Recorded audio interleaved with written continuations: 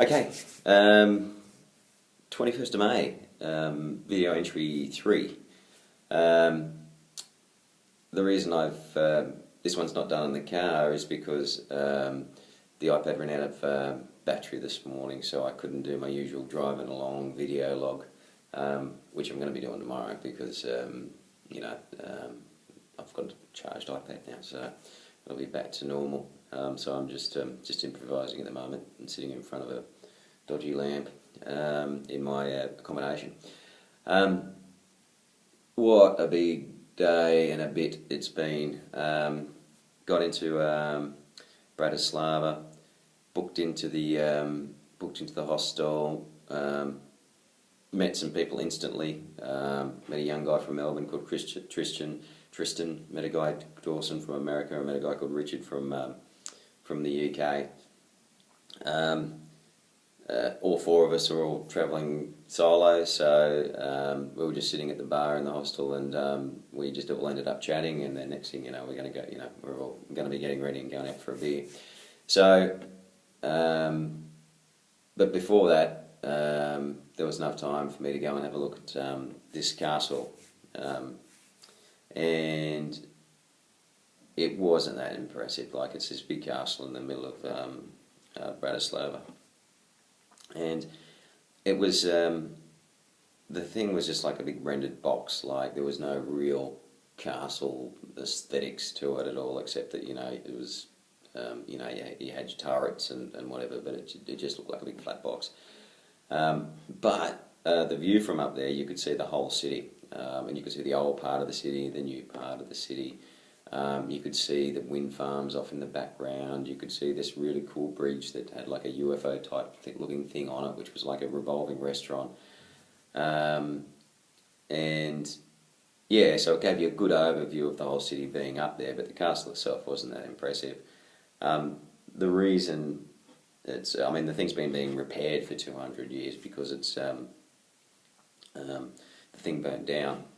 Pretty much burnt to the ground. I think obviously just the whatever stone was there was probably all that was left. So the reason it burnt down is a couple of hundred years ago,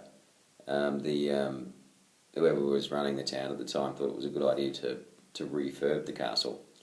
And at that time, if you wanted to employ an architect, you would generally look, for someone in Italy, because they were the best at doing that sort of stuff at the time. The Italians knew what they were doing when it came to architecture. So they got a couple of Italian blokes over, and basically got them to project manage and try and bring this castle that was in disrepair up to standard. So yeah, these two Italian guys who were project managing it with their team, and yeah, they were gonna make this thing beautiful. And so they were in the castle at one point, a couple hundred years ago, and they all decided to have a couple of glasses of wine, and they made a fire, and then they cooked food, and then they drank more wine, and ate more food, and drank more wine, and ate a little less food, and then drank more wine, and then didn't eat any food, and then drank more wine and passed out. And then all of a sudden, there was a big fire, and the place burnt down. So effectively, the two Italian architects burnt the building down, and it's taken 200 years to repair it. So I think it was a month or two ago that they finally got the thing back up to scratch, so that people can just walk around it, and it's all up to So so that's pretty funny. They employed these guns, and they ended up destroying the thing. So anyway, so I had a look at the castle, and then I went back to the hostel, found the lads, and then we went out to a bar and had a few drinks. The bar was pretty empty. Like, it's a Monday night. It was like, we weren't expecting a lot, and we weren't disappointed, to be honest. There was about there was us and maybe 5 other people in the bar, so it was pretty empty. And we had a couple of beers, and I thought, maybe we could go out and find somewhere else. So I went and spoke to the bouncer, and I said, "Oh, look, is there anywhere we can go?" And he goes, "Yeah, there's this place called Disco." And I'm like, "Oh, Disco, Disco." And he's like, "Yeah." So he sends us off to look for this place, and we get there and we poke our heads in. There's like no one in there, and it's like, right, great. But I can hear in the distance this all these people partying, and it sounds awesome. So I find this place, and then I go downstairs, have a look, and there's no one in there at all. And it's like, what the guys have done is they've taken recordings of people partying and having a good time, and then with that PA system just blasted out onto the road just to attract you, and then you go down there and there's no one there. So we're all a little bit disappointed, so we just went and grabbed a kebab and went back to the hostel and had a few more beers on the bar there.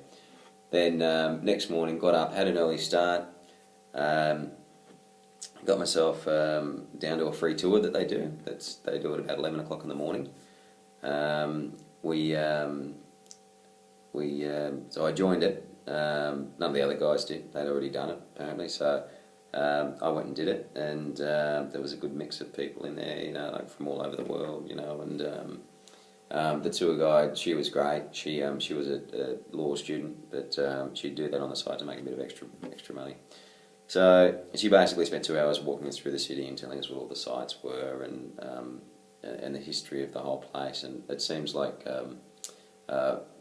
Bratislava's been pushed from pillar to post as far as people who have wanted to try and invade, people who have invaded when the country was, part of Czech Republic, and now it's, and then when it became, an independent, when Hitler got involved, and when Napoleon tried to, take over the place, and then when there was communist rule, and it's like it's a really it's had a crazy history as far as the different levels of like the way power's changed and the struggles they've gone through. So that was really interesting, and I got to learn all about that, and I was grateful for that because it was very interesting. And then we just basically just walked around, and she told me all, she told us about the different sculptures. There was this great big blue, hideous castle that was built in the Art Nouveau period, and it looked like with all the curves and stuff on it, looked like just like a big blow up castle. So it looked like one of those fruit cakes that had been turned into a castle and then iced. It was crazy, funny thing. So did the tour, and then just jumped in the car and headed towards Iga. Now Iga's in Hungary, and I got to Budapest. I had to go through Budapest from where I was. I had to go through Budapest to get to Iga, and I'm actually staying in Budapest tomorrow. But I had to get past it to get to here, and I just couldn't believe it. It was just this big, dirty, mess, polluted thing of a city, and I hope that there's some, it's like, I hope that there's more involved in it. I'm hoping that I just drove through a really shitty part of it, because it's just been that I'd say it's the most unattractive part of my journey yet, was going through there. And most of the way through it was pretty boring, like driving to where I am now in Iga. But this place is, all of a sudden this place pops up, and it's quite a beautiful place. The last 10 minutes there's all these vines, it's got that Hunter Valley feel about it. There must be 15 attractions within 500 metres, like old castles, sewer tours, wine cellars, just the list goes on. There's lots of things to do, and I'm going to be trying to get one or two of those things in tomorrow before I've got to head off and get to Budapest. So I'm leaving here tomorrow at about 3 o'clock. So that's pretty much the video diary for today. So hopefully the next one tomorrow will be back in the car again, and hopefully I can tell you what goes on tomorrow, and hopefully it'll be a little bit more exciting than I guess what today's has been. So usual.